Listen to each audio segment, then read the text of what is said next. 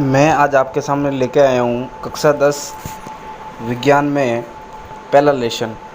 विज्ञान के अंदर हम सबसे पहले शुरुआत करते हैं प्रथम पाठ, और प्रथम पाठ का नाम है भोजन एवं स्वास्थ्य। भोजन और स्वास्थ्य में हम सबसे पहले कुपोषण की बात करते हैं। इस अध्याय के अंदर हम मानव शरीर में कौन कौन से पोषक तत्वों की आवश्यकता होती है और किन किन पोषक तत्वों की कमी से एवं वृद्धि से मानव स्वास्थ्य पर क्या क्या प्रभाव पड़ता है उसके बारे में अध्ययन करेंगे। सबसे पहले हम परिभाषा पढ़ते हैं कुपोषण की।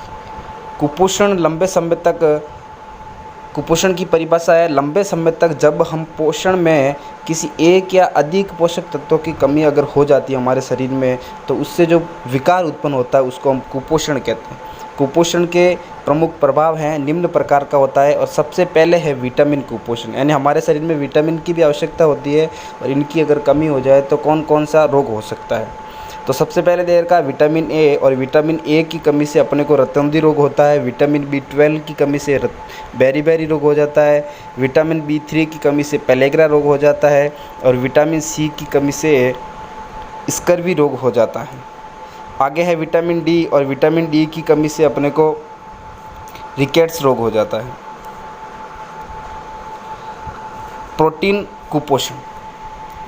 कुपोषण है मानव शरीर में प्रोटीन की भी आवश्यकता होती है, और शरीर के विकास के लिए प्रोटीन अत्यंत आवश्यक होता है। सामान्यतः गर्भवती महिलाएं और बच्चों के अंदर प्रोटीन की ज़्यादा आवश्यकता होती है, क्योंकि गर्भवती महिलाओं के शरीर में एक नए शिशु का निर्माण हो रहा होता है, तथा शिशु के अंदर प्रोटीन की आवश्यकता अधिक इसलिए होती है क्योंकि उसमें नई कोशिकाओं और नए ऊतकों का विकास होता है। अतः कोशिकाओं की वृद्धि एवं विकास के लिए प्रोटीन की आवश्यकता होती है, और इसकी कमी अगर हमारे शरीर में हो जाती है तो हमें विभिन्न प्रकार के रोग हो सकते हैं। जैसे प्रोटीन की कमी से मुख्यतः बच्चों के अंदर 2 रोग होते हैं, और वो रोग है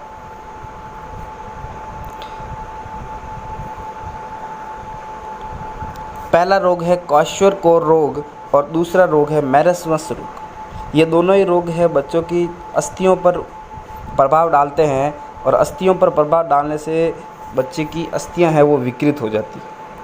तीसरा अपने पास में कुपोषण आता है, वो है खनिज कुपोषण। और खनिज कुपोषण विभिन्न प्रकार के खनिज जो होते हैं भूमि से अपने को प्राप्त होते हैं, बाहर से हम अपने शरीर में ग्रहण करते हैं। इनकी कमी से अपने को क्या क्या रोग होता है हम जानते हैं कि लौह तत्व जो होता है, लौह तत्व हमारे शरीर में रक्त के अंदर हीमोग्लोबिन की मात्रा को नियंत्रित करता है। अगर हमारे शरीर में लौह तत्व की कमी हो जाएगी तो हीमोग्लोबिन की कमी हो जाएगी, और अगर हीमोग्लोबिन की कमी हो जाएगी तो रक्त के अंदर हीमोग्लोबिन की कमी होगी तो रक्त की कमी हो जाएगी, और इस प्रकार रक्त की कमी से होने वाला रोग है एनीमिया। इसको हिंदी में रक्त अल्पता रोग भी कहते हैं। कौन सा रोग कहते हैं? रक्त अल्पता रोग, एनीमिया रोग, इसको एनीमिया रोग कहते हैं। आगे चलते हैं हम। आगे है कैल्शियम की कमी से होने वाला। कैल्शियम की कमी से शरीर की हड्डियां जो होती है वो कमज़ोर हो जाती है। इसके आगे हम चलते हैं। आगे देर का आयोडीन की कमी से थायराइड ग्रंथि जो होती है वो असक्रिय हो जाती है, और जब थायराइड ग्रंथि असक्रिय हो जाएगी तो हमारे शरीर के अंदर थायरोक्सिन हार्मोन का निर्माण नहीं होगा, और इसके कारण हमारे को गलगंड या फिर घेंगा रोग हो जाएगा, जिसमें क्या होता है गर्दन सूज जाती है। गर्दन से संबंधित रोग है। किससे संबंधित रोग है? गर्दन से संबंधित रोग है। गर्दन सूज जाती है, लटक के बाहर आ जाती है, और इससे गर्दन के अंदर सूजन आ जाती है। ये आयोडीन की कमी से होने वाला रोग होता है, इसलिए हम नमक के अंदर आयोडीन का यूज करते हैं। अब हम आगे पढ़ते हैं। हम 3 कुपोषण पढ़े हैं। पहला कुपोषण हमने क्या पढ़ा?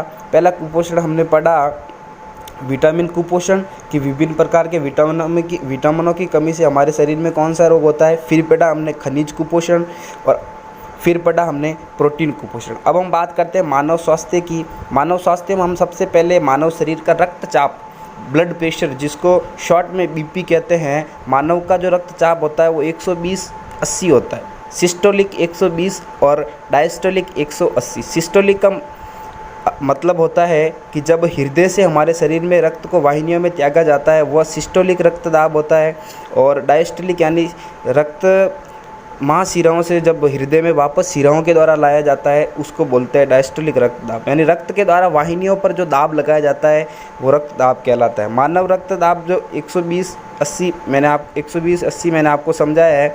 मानव का रक्तदाब मापने का यंत्र, उसका नाम है स्फिग्नोमैनोमीटर। वेरी वेरी इंपॉर्टेंट है, ये सवाल आ सकता है।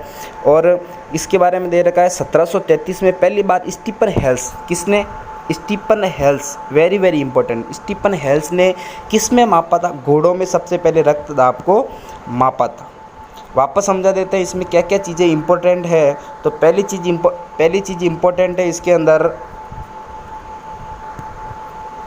सबसे पहले इंपॉर्टेंट है कि विटामिन की कमी से कौन कौन से रोग होते हैं। तो ये विटामिन की कमी से होने वाले रोग वेरी वेरी इंपॉर्टेंट है, परीक्षा में पूछे जाते हैं।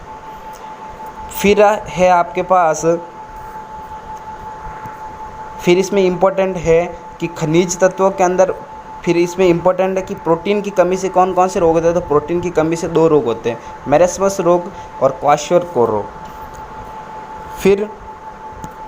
फिर इसके अंदर हमने पढ़ा हीमोग्लोबिन का वेरी वेरी इंपॉर्टेंट है। एनीमिया रोग हो जाता है, आपको पूछ सकते हैं एनीमिया रोग किससे संबंधित है? तो रक्त से संबंधित है।